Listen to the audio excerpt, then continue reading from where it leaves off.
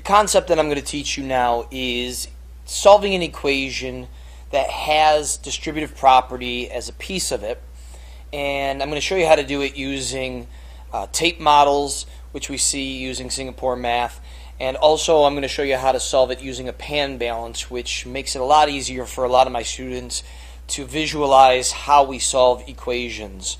Now we remember that all equations have an equal sign, and that's what we have right here. Now, so when we have an equal sign, we have a left side of the equation and a right side of the equation.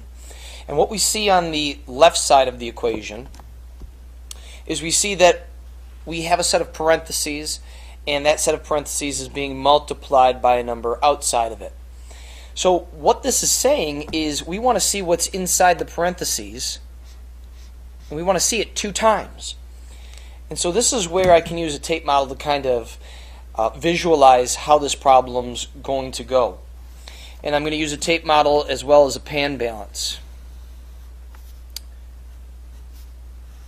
Now if we think of a pan balance, the 2 sides have to be equal in order for the balance to be level. And right now on the right side we have 18. And on the left side we have x plus 4, but we want to see that twice. And so what I usually do is I draw down 2 pieces of tape and put x plus 4 inside of both of them.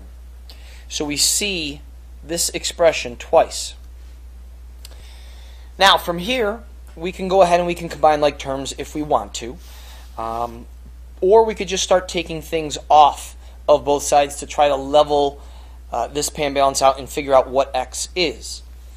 When I take a look at this, I've got an x, a positive 4, another x, and another positive 4. And I think if I take one of these 4s off of our pan balance, right now I'm not even, I'm not level. What I need to do is I need to take 4 off of the right side as well. And that drops our number down to 14. We can do that again. We have another 4. So let's take that 4 off as well.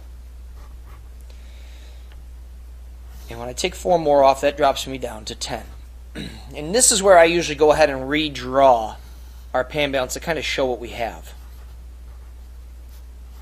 Now, the best way to kind of explain the variable that I've found is like a 4-year-old's birthday party.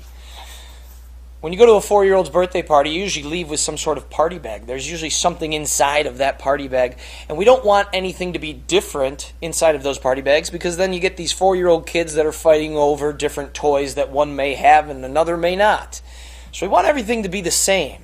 And right now we have in front of us 2 variables, or 2 party bags, and inside of each of those party bags has to be the same thing. On the other side of the pan balance we have 10 items.